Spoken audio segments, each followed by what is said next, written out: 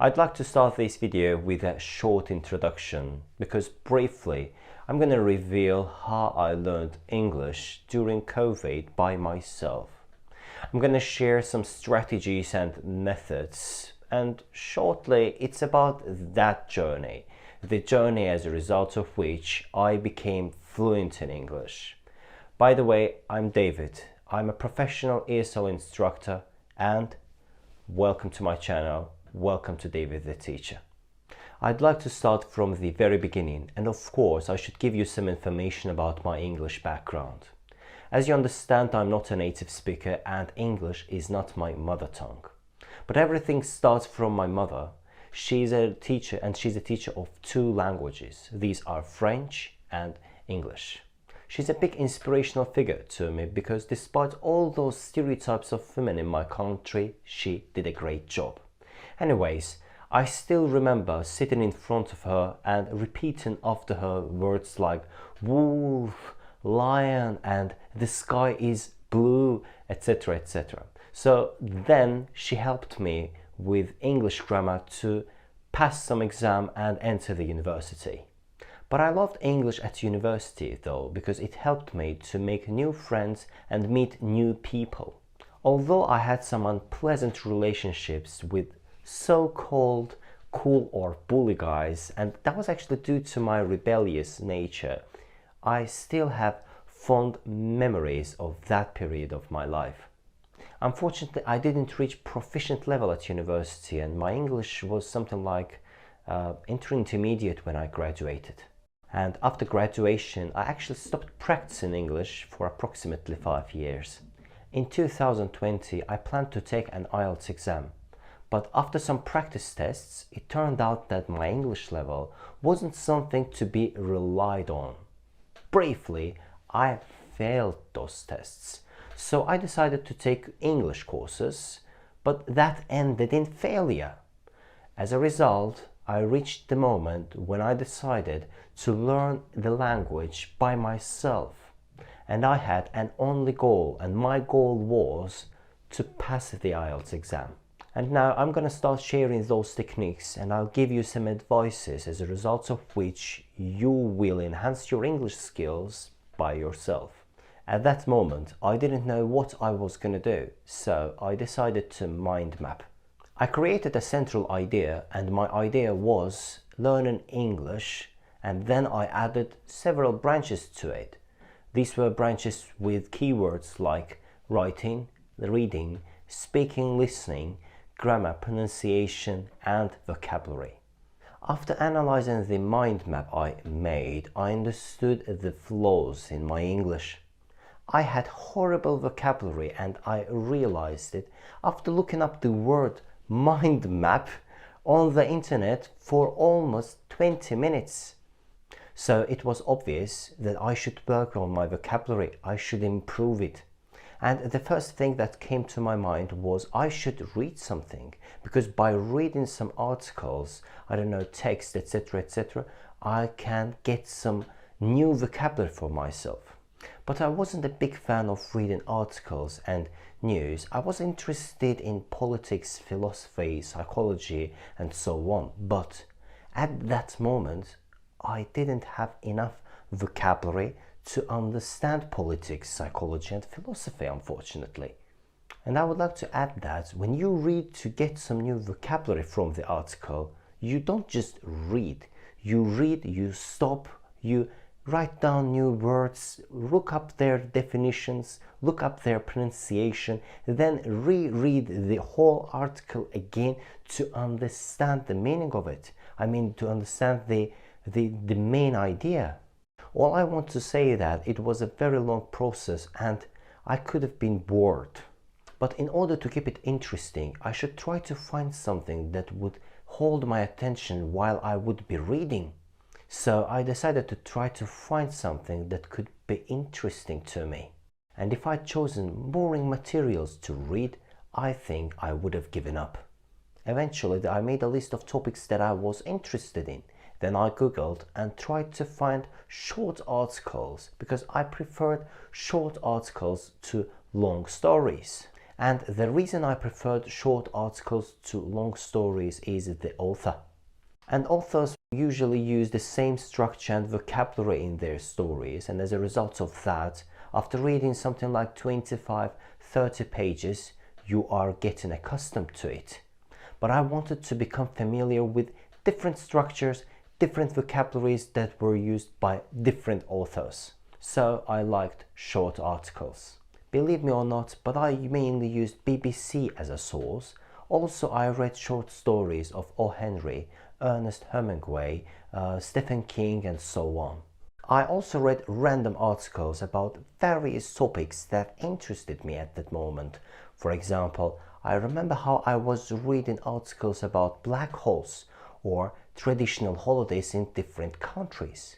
By the way, I would like to mention that until that moment, I'd never interested in environment, and after reading some articles about it, I found it fascinating, so I read a lot of articles about environment. And the mind-blowing fact is, I had environment-related question in my IELTS exams writing task 2, and I wrote that essay with flying colors. The second passive skill, which is listening, was much harder to improve in compared to reading, and I wasn't into textbooks. Instead of that, I preferred listening to authentic language. So again, I made a list of things that I liked, and that list consisted of keywords like fantasy films. I watched mainly Marvel movies or DC. I've been a big fan of comedies my whole life, so I watched a lot of gigs of Jimmy Carr, Dave Chappelle, Ricky Gervais, and Russell Brand. Actually, I was keen on the latter's podcast on YouTube, and I watched almost all series. While I was watching movies and videos, I wasn't trying to understand each word. I was just trying to understand the main idea. Understanding every word is not the most crucial criteria of listening exercises. It's not important to understand even the main idea.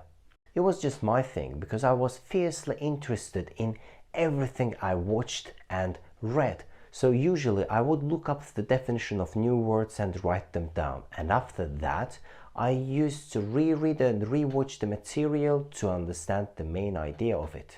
So now it's time to tell you how I improved my vocabulary.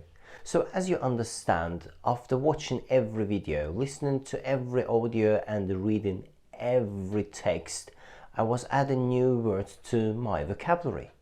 I usually added 15-20 words a day to my vocabulary, but sometimes this number was up to 40-50 words.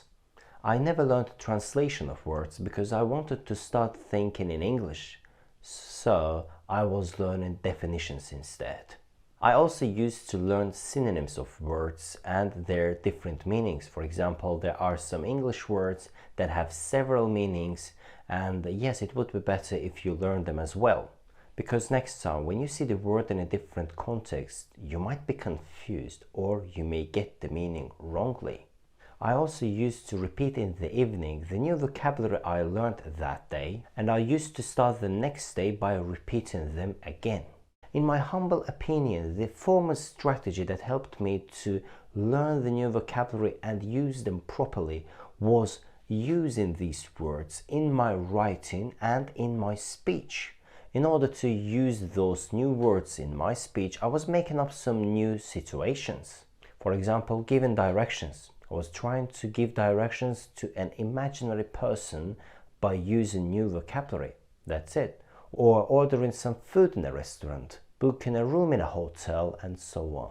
As I mentioned before, I watched a lot of videos and listened to a lot of podcasts, but I wasn't only watching and listening. I was also repeating after the speaker in a video or in a podcast. Repeating after them was hard in the beginning because I couldn't understand maybe the structure, maybe some vocabulary, but over some time it became easier and I started paraphrasing their speech.